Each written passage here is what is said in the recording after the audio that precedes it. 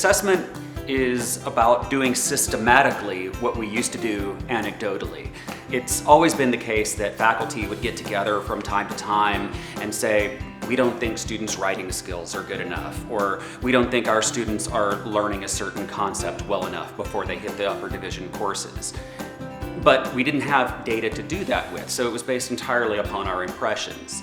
So assessment is about actually collecting data systematically, so then you can actually test to see whether your observations about your students are really correct. Is it really true that their writing skills aren't good enough, or that they're not learning that concept? And then if it turns out that you're correct, you can make adjustments in your curriculum and in your program to make sure that you're doing a better job of achieving those goals.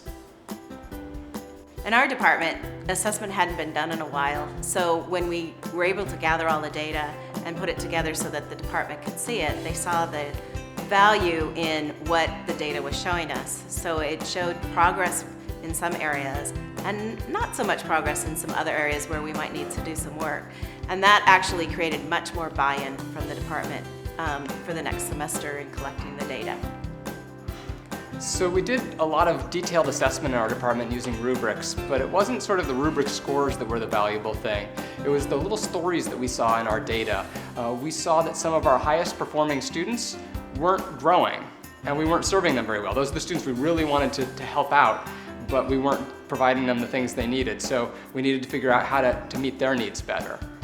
Another fun little story that we saw was that we looked at people that were doing poorly on some of our assessments, and we found that they had this misconception about the way science worked, and they were obsessed with vocabulary in science.